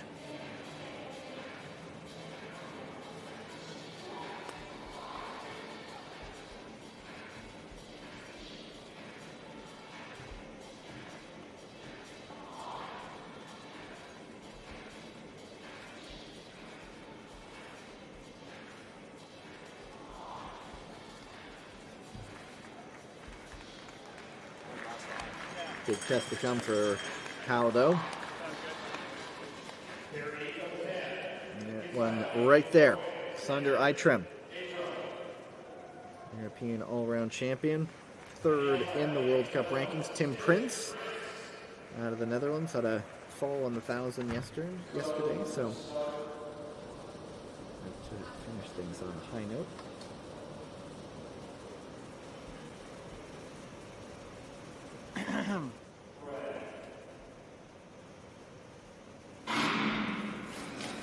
Eitrem is ranked 3rd in the 1,500 meters. He did win the 5,000 yesterday, but his 1,500 meter results on World Cup have started up high and then kind of dropped. So he was 2nd in Nagano, 5th in Beijing, and then 7th in Calgary. But with a win in the 5,000 yesterday, you do know that he is in some fine form, and it's Prinz with the faster opening. Eitrem, we get a bit of a draft there down the back stretch. Very quick opening for Prinz. But he is a guy who does 500s, 1000s, and 15s. And so this is that dichotomy race of the two different styles of doing a 1500. Prinz was 5th in the 1500 in Calgary a week ago. Little stand up there. How much speed might that cost him? Didn't stay low all the way around. And at the bell, Prinz is in the green. He has 1.14 seconds to work with. That lap time was faster a little bit over Eitrem as well. And Prinz will get the inner lane. It's a matter of just hanging on right now. He went out quickly. And it's a matter of just trying to keep it up right now. Looks like Prinz is going to take the pair. The big question, where will he go at the finish line? And he goes top, and Eitrem goes 2nd. 1:43.35. Tim Prinz by over 0.3 of a second.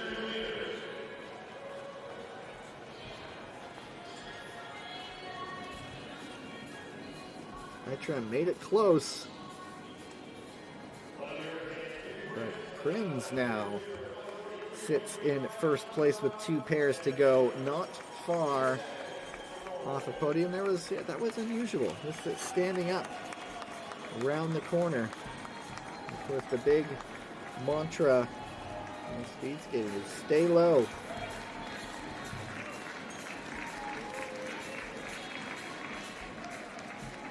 So it's Prince, Eitrim, and Howe for now, but it's the next pair. It's the one to watch. Kjeldnaus, a great veteran.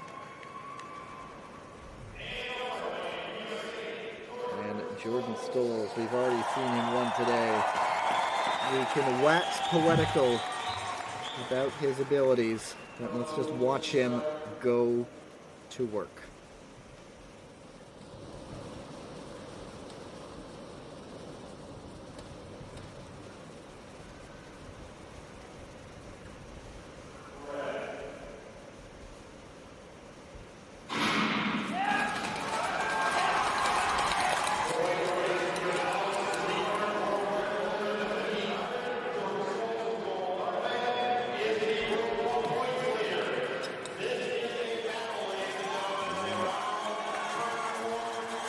Great veteran Kjeldnaus going side by side. His teammate Yenning de Bo could not break the streak earlier.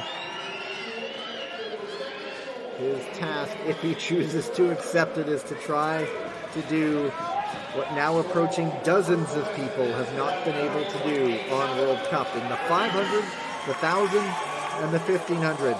Beat Jordan Stolz in those three distances. It is 21 now. Straight wins.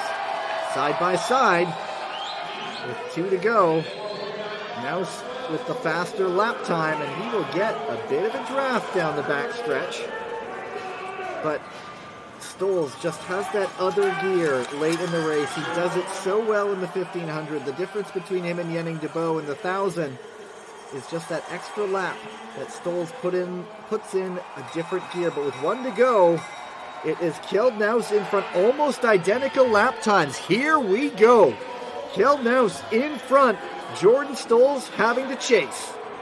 He gets a bit of a draft right now. He's already dropped both the arms, and I think he's just closed up that gap, hasn't he? It just continues for Jordan Stolz. He emerges from the corner in the lead, drives to the line that he has done so many times before, and goes atop of the leaderboard by a mile.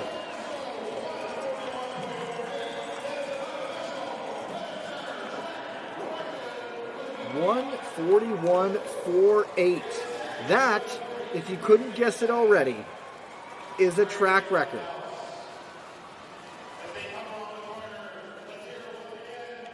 My, oh my, it just continues. He was behind a little bit at 1,000 meters, but he just had the rabbit in front of him. Down that back stretch, he used the draft to his advantage, just chasing Kjeldnaus, and then just absolutely demolished the times. This leaderboard is just, it's just not even close. There is still one more pair to go. The lead over Naus is 1.19 seconds. Final pair, Peter Kongshaug, ranked 4th in World Cup right now, and then Kim Min-suk. Of course, back-to-back Olympic bronze medals.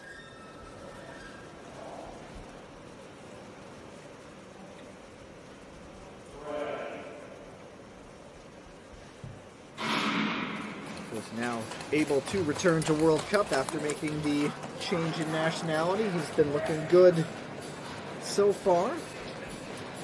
Wouldn't imagine quite up to his peak just yet, but track record means gold. Good luck, fellas. And so a lot of these times Kjeldnaus had the faster time, and through the first time check, they've already lost a few tenths of a second.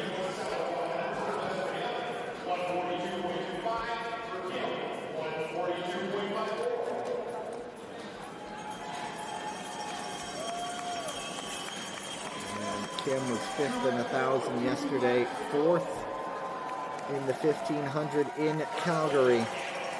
25.21 lap time, putting almost 0.2 of a second onto Kongsaug in that lap. So we'll just kind of see how Kim can shift.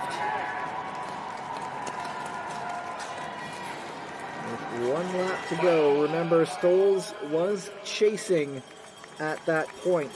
He had Kjeldnaus right in front of him. It is now Kongsaug back in front by taking about 0.6 of a second that last lap. And if we didn't already know it already, I think Jordan Stolz is going to be confident in number 22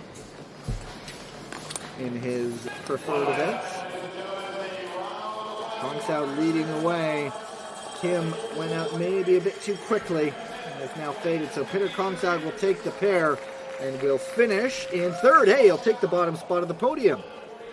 1:43.01, 27.84 lap time. And so Peter Kongsaug of Norway picks up a bronze medal. But that man, again, literally, just there are no words left. Just point out how good he can be. Over a second in the 1,500 meters to Kjeldnaus. And Jordan Stolz will be back to receive the plaudits from his home fans. Another track record, another gold medal, another cheesehead, and another World Cup victory, another gold medal to the ever-growing list of accomplishments for a man still with many, many years to come.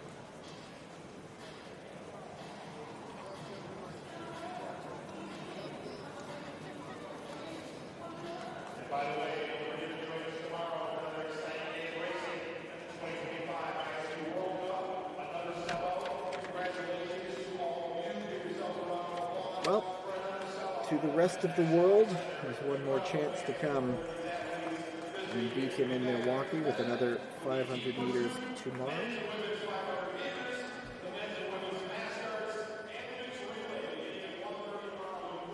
And there it is, confirmation 1:41.46, track record, and then a gap 1.21 seconds to Kjeldnaus. Peter Kongsaug in third. Jumping up there to snatch the bronze medal, Tim Prins just kept for fourth, and Kim Min-suk in fifth place. It's just these times, yeah, it's 1,500 meters, and it's 1.2 seconds. Just absolutely smashed.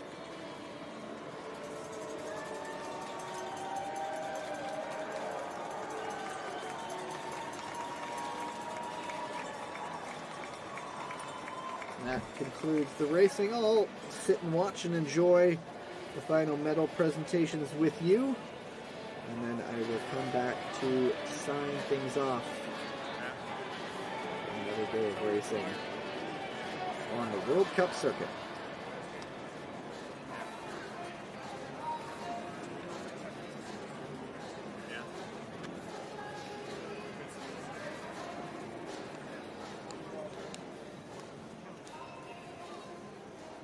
And there's Shawnee Davis, if I'm not mistaken.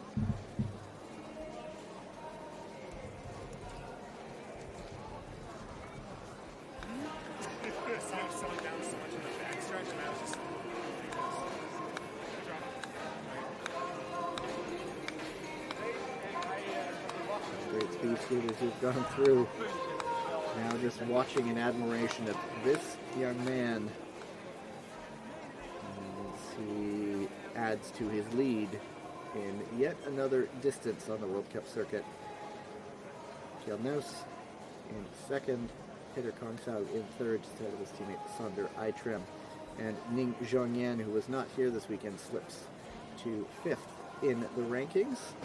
And so stick with us for a couple more podium presentations from Milwaukee.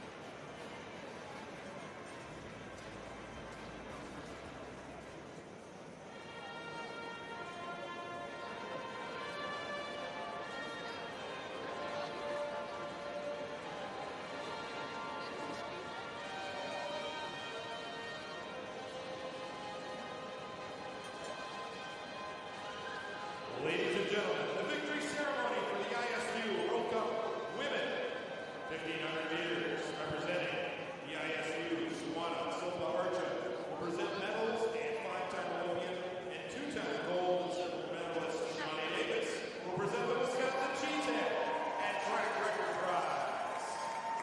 Give it up for Shawnee.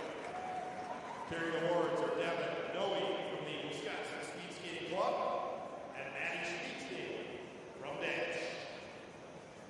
Our bronze medalists in the women's 1500 meters, representing Italy, Francesca Loyo Brigida.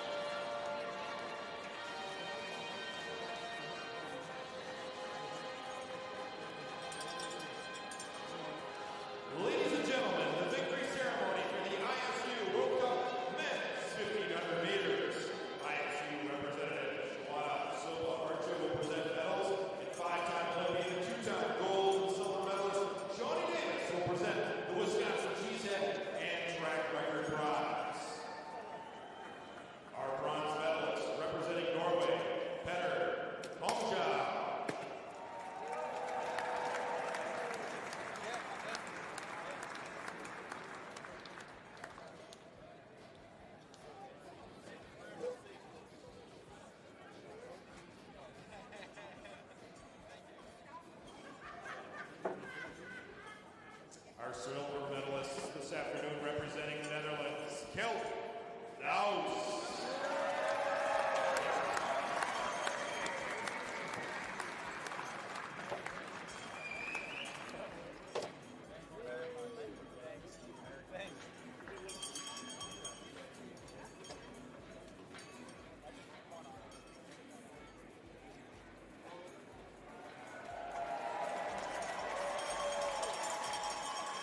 Kelt loves that cheese head. We're going to make it out of a cheese head, Kelt. And the gold medalist representing the USA and a Pettit Center track record for the 1,500 meters at 1:41.46 from the USA, Jordan Stoll.